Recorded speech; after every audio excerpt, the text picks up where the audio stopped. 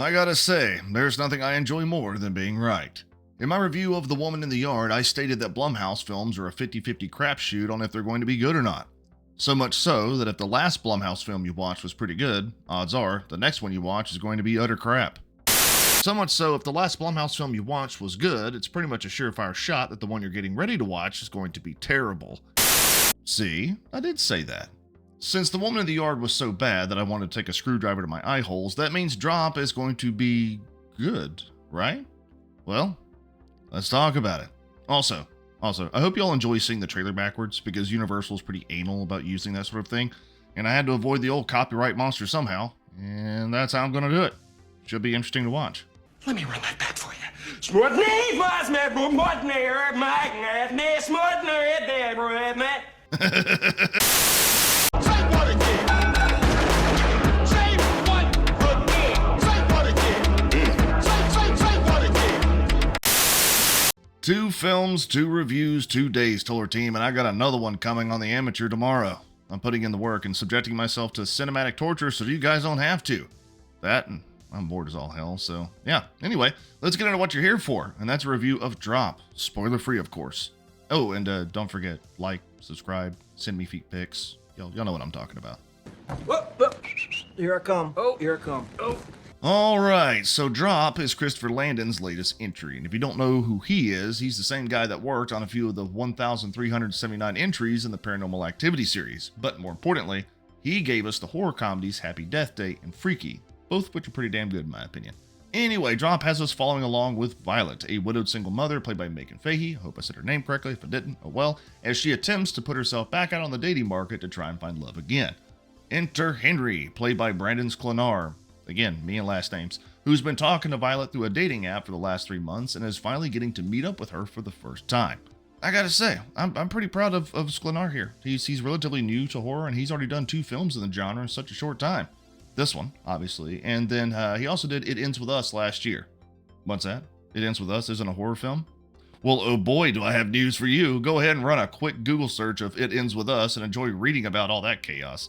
I'm with Baldoni, by the way. Lively could go suck a fat one.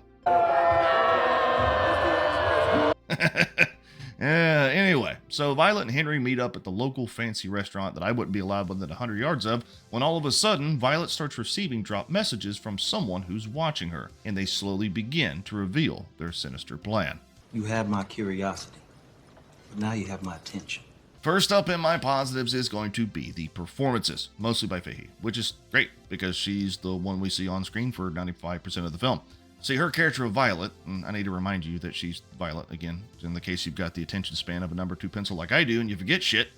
And, where was I? Violet, right. See, Violet has a lot going on. She's a single mother, she's a successful psychologist of sorts, I think, and she's obviously struggling with PTSD brought on by a previous relationship.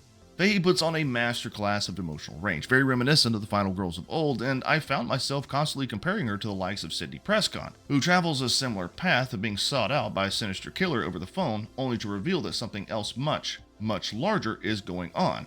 Because of that, she has to adapt emotionally and physically in order to survive. Sklenar, or Henry, he does pretty well here too. He's just there. I feel like just about anybody could have done his role. He's good, okay? Like, don't get me wrong, but he doesn't really stand out too much, at least not as much as Fahy does. However, I'm at least happy that the guy managed to avoid Blake Lively's lies and he can still get work. Seriously, if you haven't read up on the whole It Ends With Us mess, do so. It's fucking hilarious. I can't stress this enough. It's hilarious. Yes, get on with it! Anyway, before you check out because I keep bringing up stuff that doesn't have anything to do with Drop, let's get back on topic with my next positive. The visuals. If there's anything Landon does right, it's presenting a film in a proper, well-shot way, and that carries right over into Drop.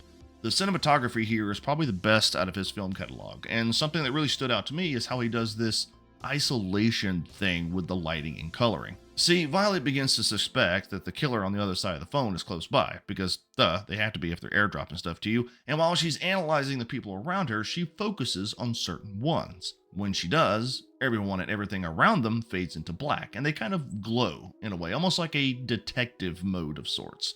Landon even does a few callbacks to his Paranormal Activity days by using numerous shots from the security cameras the killer is using scattered across the restaurant.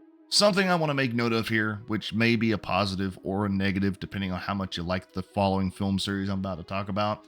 Drop may scratch the Saw itch some of us have since the 11th film is still up in the air. I want to play a game.